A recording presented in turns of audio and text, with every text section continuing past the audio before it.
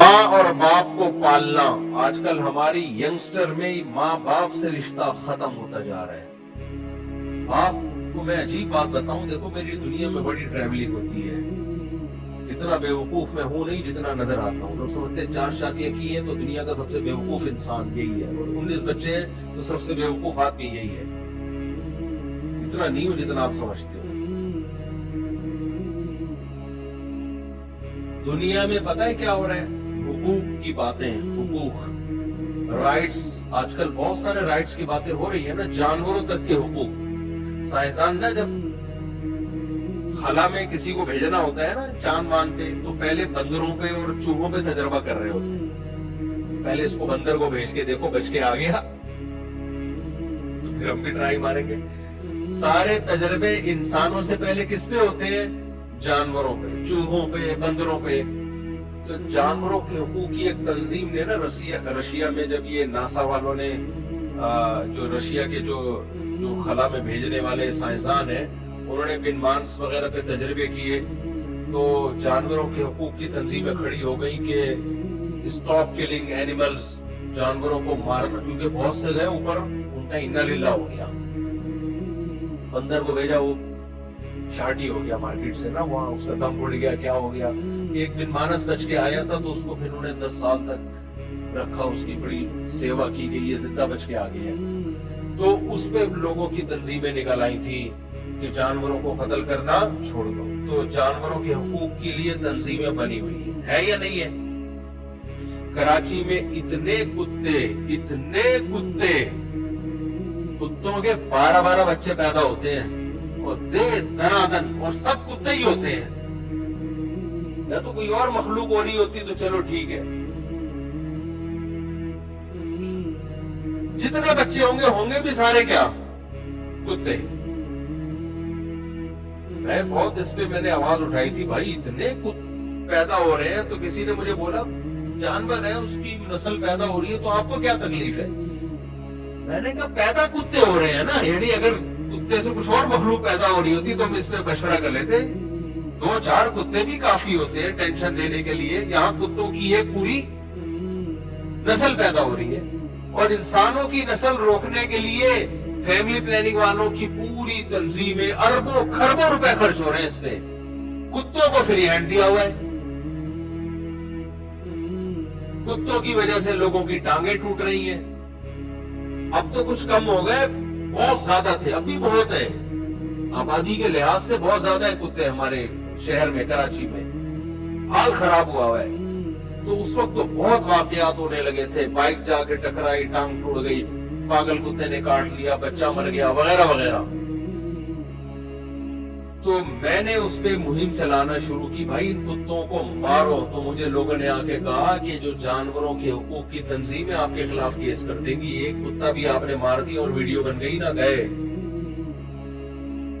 اس سے پتہ چلتا ہے بھائی کتوں کے حقوق کے محافظ بھی دنیا میں بولو ہیں. تنظیمیں بنی ہوئی ہیں اور اس میں ان کو بہت کروڑوں ڈالر ملتے ہیں ان کو اس پہ خرچ کرنے کے. بچوں کے حقوق کی تنظیمیں بھی ہیں، بہت سخت حقوق ہے بچوں کے، ہونے بھی چاہیے. قاری صاحب نے بچے کو مار دیا، جیل ہو گئی، ہونی چاہیے بالکل. ہم بھی اس کے قائل ہیں. اسلام میں تو بچوں کے بہت حقوق ہے بھائی. نبی صلی اللہ علیہ وسلم کی خدمت کی انس بن مالک 10 سال. کہتے ہیں نبی صلی اللہ علیہ وسلم نے 10 سال میں کبھی مجھ پہ ہاتھ نہیں اٹھایا اور کبھی ڈانٹا تک بھی نہیں. جائز ہے بچہ شرارت کر رہا ہو تو ماں باپ اٹھا سکتے ہاتھ اس کے اوپر، ہر ایک کو اجازت نہیں ہے. بچوں کے حقوق کی تنظیمیں، خواتین کے حقوق کی تنظیمیں.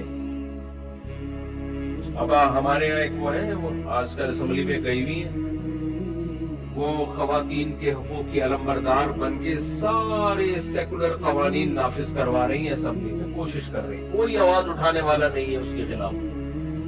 محترمہ نے قانون بنانے کی کوشش کر رہی ہے، جو مرد اپنی بیوی کو گھر سے باہر نکال دے گا اس اتنے لاکھ جرمانہ اور جیل.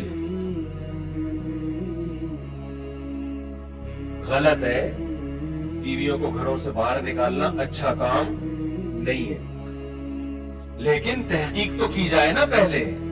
کہ اس نے ناجائز نکالا ہے یا جائز نکالا ہے. نہیں, تحقیق نہیں, جو بھی گھر سے باہر نکالے گا جیل. بھائی اگر کوئی معقول ریزن تھی تو پھر تو کیس نہیں ہونا چاہیے نا, لیکن نہ, خلا کے نام پہ جو ڈرامے بازی ہو گئی ہے, کوئی بھی عورت کورٹ میں جائے کورٹ خلا پکڑا دیتی ہے, طلاق کا پورا پورا حق عورت کو دے دیا, تو بیوی اور گرل فرینڈ میں فرق کیا ہو گیا؟ ختم. بیوی بھی جب چاہے جا سکتی ہے, گرل فرینڈ بھی جب چاہے جا سکتی ہے. یہ کس کے حقوق کی باتیں ہو رہی ہیں؟ خواتین. جو حقوق ہونے چاہیے ان کی بات نہیں ہو رہی ہے, جو نہیں ہونے چاہیے وہ دیے جا رہے ہیں. ابھی یہ قانون کی بحث ہو رہی ہے ہماری اسمبلیوں میں کہ ڈیورس کی صورت میں عورت کو آدھی پراپرٹی دی جائے. یورپ امریکہ میں ایسا ہی, آپ طلاق دے دیں تو آدھی پراپرٹی دینی پڑتی ہے. تو یہ بات چل رہی ہے ہماری اسمبلیوں میں. اس کا نقصان کیا ہوگا؟ پر شادیاں کرنا چھوڑ دیں گے. بولے گا پاگل ہو, گرل فرینڈ ہی ٹھیک ہے بھائی, پھر کیا خیال ہے؟ اور اگر وہ ڈیورس دے گا تو کاغذ میں نہیں دے گا, ثبوت ہی نہیں ہوگا, بس وہ بول دے گا میں نے تمہیں چھوڑ دیا. تو اینڈ میں اس کا عورت ہی کو نقصان ہوگا. تو جائز حقوق ناجائز حقوق اس بحث میں پڑے بغیر عورت کے حقوق کی بھی تنظیمیں بہرحال بولو ہیں. آپ کو پتا ہے جتنی آسمانی کتابیں ہیں, چاہے وہ تورات ہو, چاہے وہ انجیل ہو, چاہے وہ قرآن ہو, تمام آسمانی کتابوں نے اگر حقوق کو فوکس کیا ہے تو سب سے زیادہ کس کے حقوق پہ آواز اٹھائی ہے؟ ماں اور باپ. اور اس کے لیے دنیا میں کوئی تنظیم بولو نہیں ہے. یہ ہے مذہب کو جب سوسائٹی سے نکالو گے تو جس کا حق سب سے زیادہ ہے اس کا بالکل بھی نہیں رہے گا, اور جس کا حق سب سے کم ہے بلکہ جو حق بنتا ہی نہیں ہے وہ حقوق بھی دے دیے جائیں گے اس کو. سمجھ میں آ رہی ہے کہ نہیں آ رہی ہے؟ تو ہم دنیا میں ٹریولنگ کرتے ہیں بھائی, سب سے زیادہ بدسلوکی اس دنیا میں اس مخلوق کے ساتھ ہو رہی ہے جو آپ کے سب سے بڑے محسن ہیں, اور وہ کون ہے؟ آپ کی ماں اور آپ کا باپ. ان سیکولر لبرل لوگوں کی زندگیوں کو جا کے دیکھو, خدا کی قسم ان کی نظر میں باپ اور ماں کی 2 ٹکے کی عزت نہیں ہوتی, صرف ایٹیٹیوڈ ہے, ظاہری ایک ایٹیٹیوڈ ہے.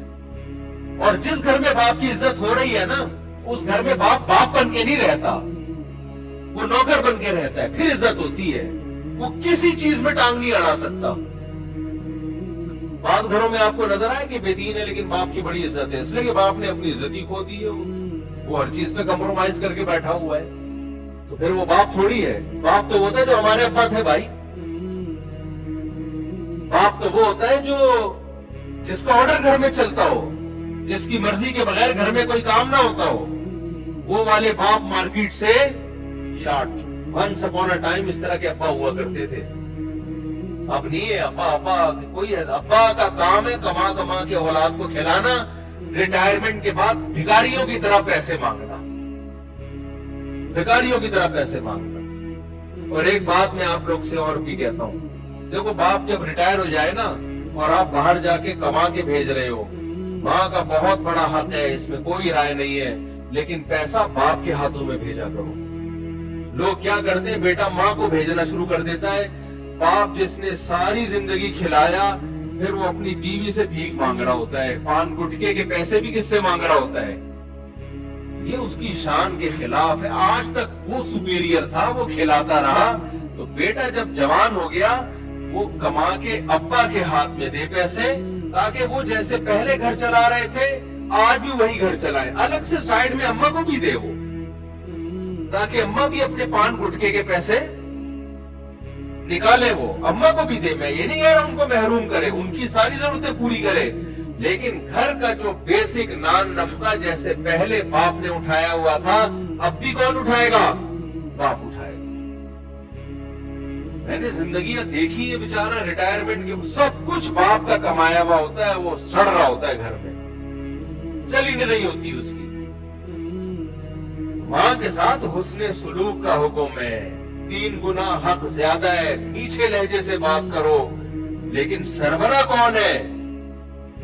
بولو نا یار، سربراہ تو باپ تھا، باپ ہی رہے گا، موت تک باپ رہے گا. اس پہ کوئی بات کرنے والا نہیں ہے، اس پہ اللہ بات کرتا ہے. کیونکہ اللہ کہتا ہے جس ماں نے تمہیں کھلایا پلایا وہ سپیریئر ہے، جس باپ نے تمہیں کھلایا پلایا بولو وہ سپیریئر ہے. لا تقل لهما اف، اف نہیں کرنا ہے ان کے سامنے. گھر میں کس کی چلے گی؟ ان کی چلے گی. تو لیکن میرے بھائی یہ سب باتیں جب سمجھ میں آتی ہیں جب توکل کس پہ ہو؟ اللہ پہ.